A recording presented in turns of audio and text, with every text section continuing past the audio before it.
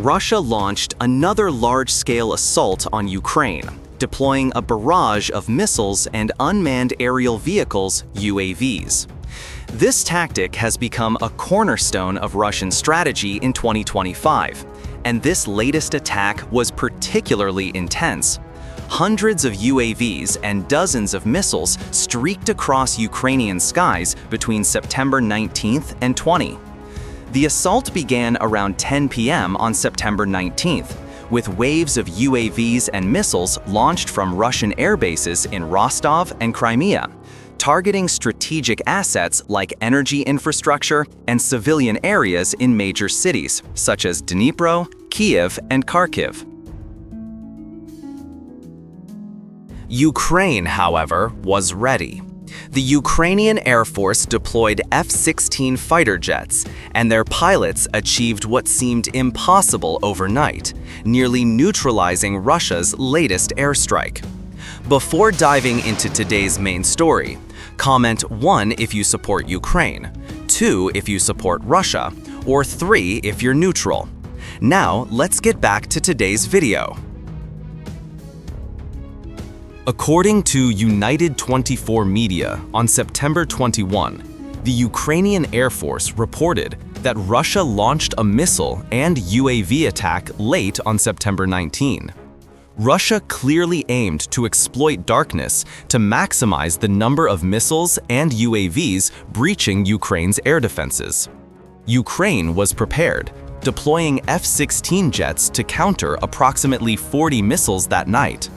The missiles included 29 Kh-101 cruise missiles, 8 Iskander-M ballistic missiles, 2 Kalibr cruise missiles, and 1 Kinzhal hypersonic missile, all launched from Russia's Tu-95MS and Tu-22M3 strategic bombers.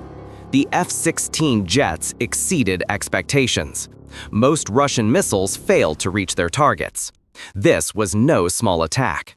United 24 reported that Ukraine estimated Russia deployed 619 aerial threats that night, with 579 being Shahed-136 UAVs, a type Russia has used relentlessly against Ukraine throughout the year. These UAVs, originally Iranian but now produced in Russia at a rate of about 2,700 per month according to Ukrainian intelligence, carry a 110-pound explosive payload, reach speeds of 115 miles per hour, and have a range of up to 1,243 miles, making them a cheap yet effective weapon against civilian targets. Russia's massive production capacity enables it to deploy hundreds of UAVs in a single strike.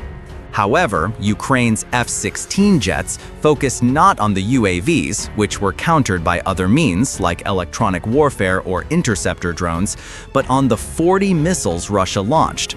Ukraine's electronic warfare systems, including advanced Western-supplied jammers, diverted or disabled 75% of the Shahed-136 UAVs before they reached their targets.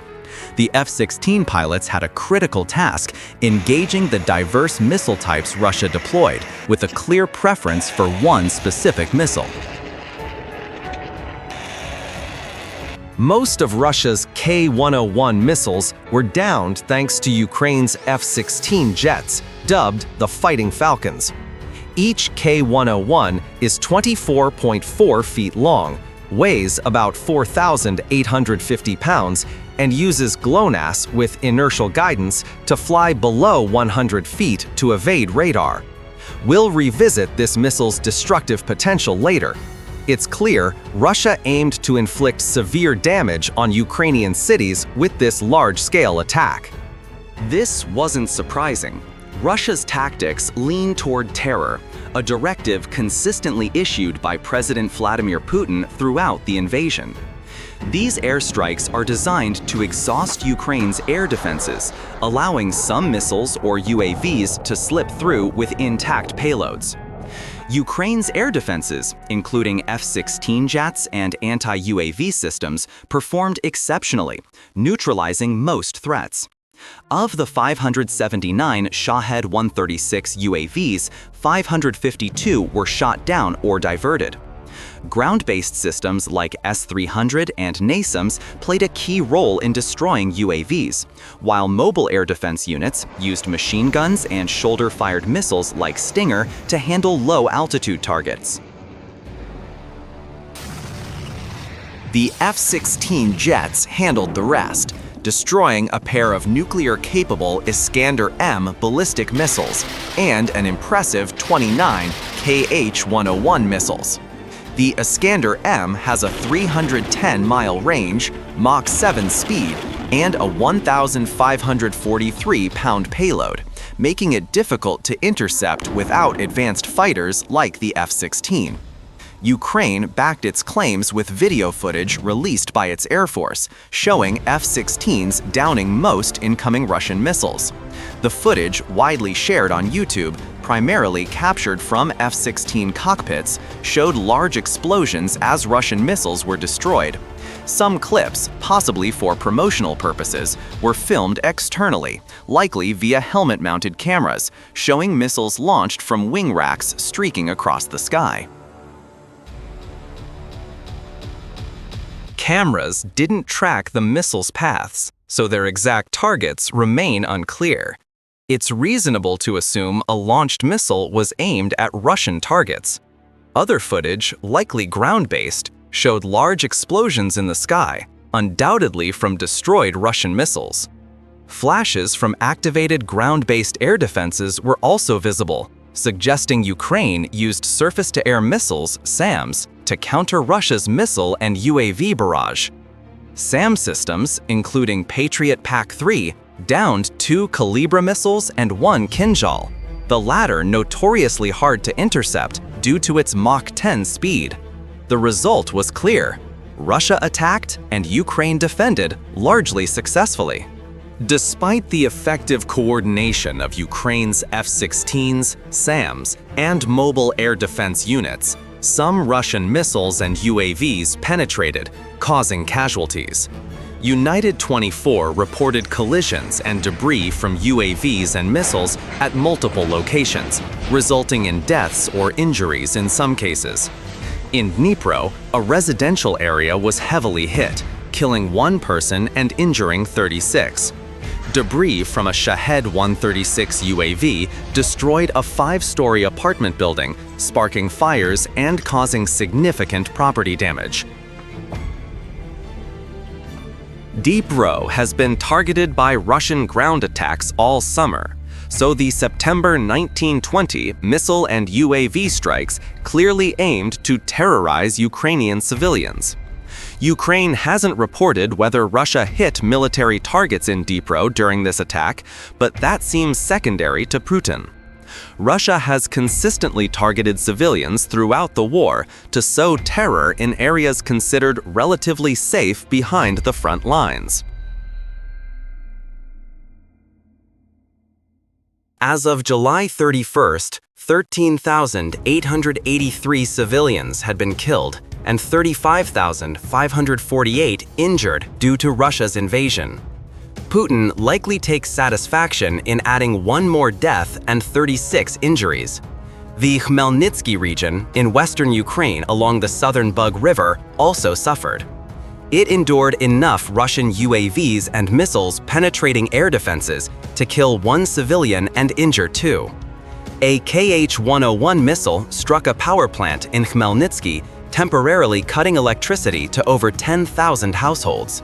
Reports also noted damage from debris and direct strikes in Mykolaiv and the Kiev region. In Mykolaiv, a Shahed-136 UAV destroyed a warehouse, while in Kiev, debris from a downed missile damaged a school. This is undeniably bad news for Ukraine. Even 1 casualty from Russia's airstrike is too many, but the situation could have been far worse without Ukraine's coordinated air defenses, particularly the F-16s. Their effectiveness kept casualties low and prevented most missiles from causing greater devastation. Let's focus on Russia's missiles to understand their danger. The Ukrainian Air Force noted that most missiles used in the night attack were K-101, known in the West as X-101. Designed and developed in Russia, these stealthy subsonic cruise missiles are built to evade air defenses, explaining why Ukraine deployed F-16s to counter them. Engaging these missiles directly with fighters, capable of matching their speed and launching missiles to destroy them mid-air, is more effective than relying on ground-based air defenses to detect and down K-101s. According to Missile Threat, the K-101 flies low, hugging terrain, effectively hiding from radar. If a K-101 hits its target, it can carry a 992-pound explosive payload. This payload can vary based on Russia's needs, with options for high explosive or fragmentation warheads. Russia can also equip K-101s with cluster warheads, which release smaller bombs, or a nuclear warhead variant called K-102, though the latter wasn't used in this attack. Army recognition details the missile's versatility, noting high explosive or fragmentation warheads are designed to destroy ground targets like buildings, bunkers, and military facilities. The missile can also carry penetrating warheads for fortified or underground targets like concrete bunkers and tunnels, or cluster warheads to cover wide areas and destroy multiple targets simultaneously. The KH-10 is undeniably a highly dangerous missile. Russia can launch it from far behind the front lines. There's debate over its range. Missile threat estimates 1,740 miles, while Army recognition suggests up to 3,417 miles. Either way, its range makes the KH-1 a serious threat beyond its potent payload. Ukraine can't strike these missiles at their source, except for rare long-range attacks on Russian air bases housing them. Russia launches K-101s from relatively safe positions, with Tu-95MS bombers firing from Russian airspace near the border, and T-22M3s launching from farther out, leveraging the missile's maximum range. Ukraine's primary response is to shoot them down from the sky. We know Ukraine used F-16s to destroy these formidable cruise missiles. However, an F-16 is just a platform, no matter how impressive for a Cold War-era fighter. A platform alone can't down missiles without the right weapons. Ukraine's F-16s needed their own missiles to counter incoming KH-101s.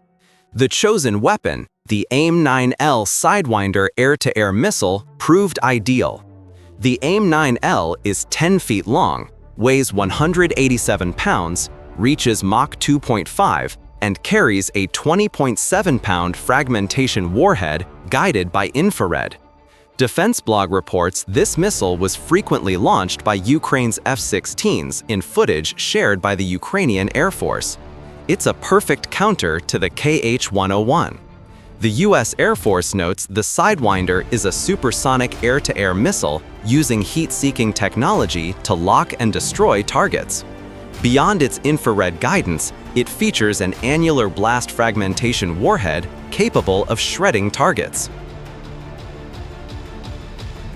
Ironically, while Putin relies on dated Soviet-era weapons to attack Ukraine, the Sidewinder's first version, introduced in 1956, is among the oldest weapons used in Ukraine. The U.S. Air Force calls it a testament to, "If it ain't broke, don't fix it." The Sidewinder may not need fixing, but upgrades haven't hurt. The AIM-9L Sidewinder used by Ukraine is an improved variant with a more powerful solid-fuel rocket motor, likely boosting its speed over the original.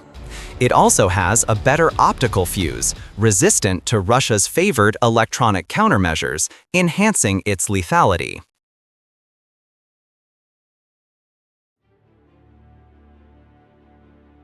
The AIM-9L was the first Sidewinder capable of engaging targets from any angle, including head-on, boosting its kill potential. War Thunder's wiki notes the AIM-9L, introduced in 1977, has an 80% hit rate. It's unclear how many Sidewinders Ukraine fired on September 19, but at least 8 out of 10 hit their targets. The AIM-9L can lock targets from 6.8 miles, over twice the range of the original Sidewinder. It's not perfect. Flares can fool it, and highly maneuverable platforms can evade it. But that didn't matter here, as it faced missiles, not fighters. It succeeded repeatedly, per Ukraine's reports. Ukraine's use of F-16s to down Kh-101s wasn't the first time its Western fighters outperformed Russian missiles. In March, United 24 reported Ukraine used French-supplied Dassault Mirage 2000 jets to destroy the same missile type. The Mirage 2000 uses the Mica missile, with a 37-mile range, Mach 4 speed, and 26.5-pound warhead. In its debut, a Mirage 2000 engaged a Kh-101 head-on, firing an unspecified air-to-air missile at a sharp angle. Whatever the missile, it was agile enough to adjust its path post-launch, enabling a direct hit. Ukraine has found a way to counter these threats. Russia designed the K-101 to bypass most air defenses with its terrain-hugging trajectory. This makes systems like Patriot less effective than Ukraine would prefer against these potent cruise missiles. F-16s armed with Sidewinders are the answer. Maneuverable enough to evade missiles while carrying weapons that can catch and destroy K-101s. Ukraine's F-16s are doing what little else in its arsenal can, excelling repeatedly since their arrival. In August 2024, when the first Western F-16s arrived in Ukraine, the Atlantic Council outlined their expected role. With frontline combat challenging at this stage, Ukraine's F-16s would primarily bolster air defenses, per the Council.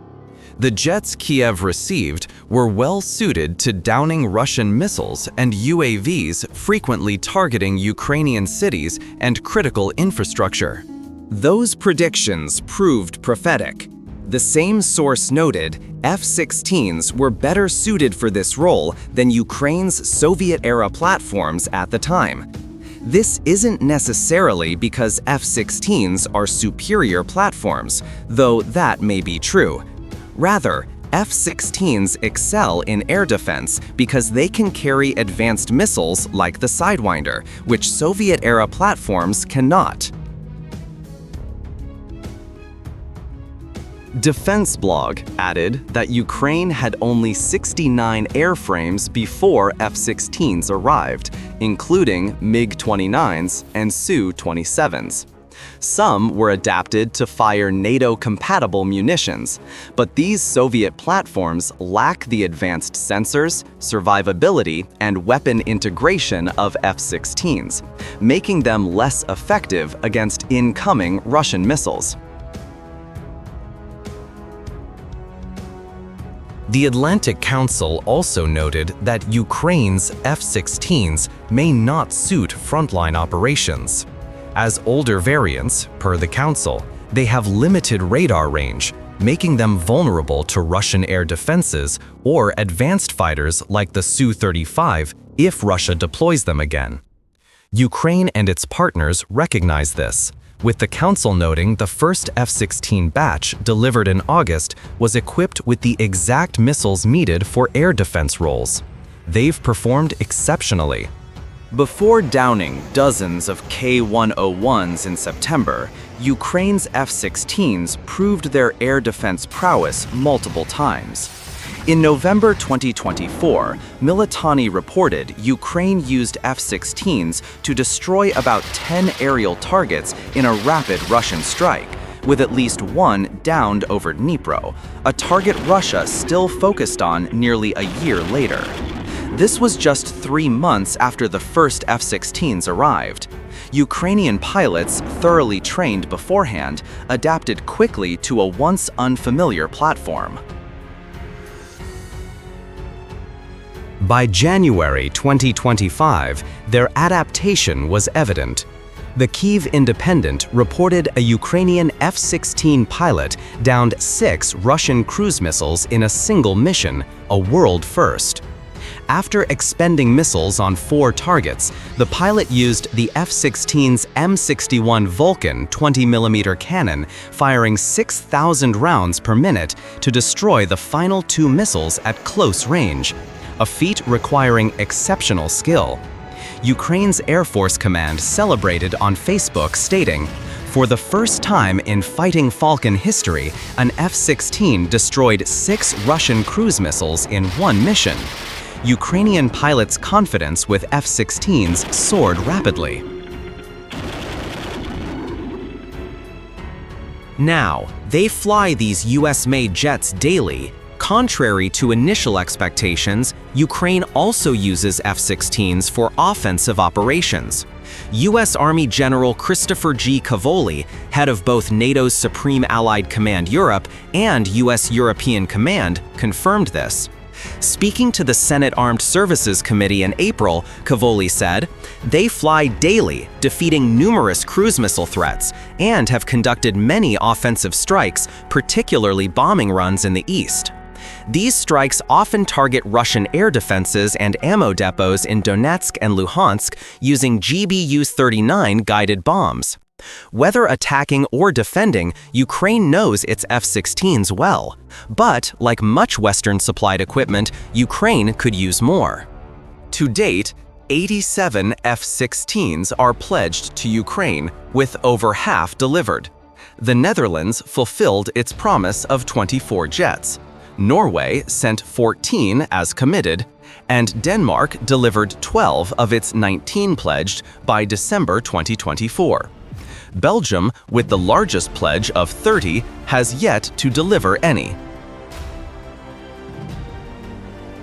Now, they fly these US-made jets daily. Contrary to initial expectations, Ukraine also uses F-16s for offensive operations.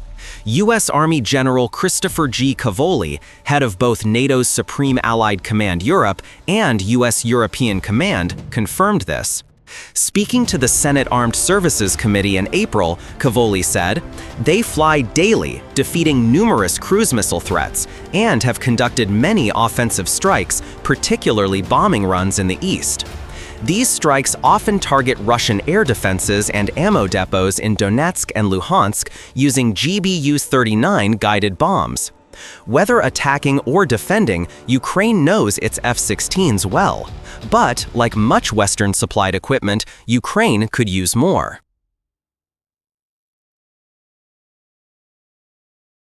If Poland has its way, Russia won't rely on airstrikes as heavily in 2025.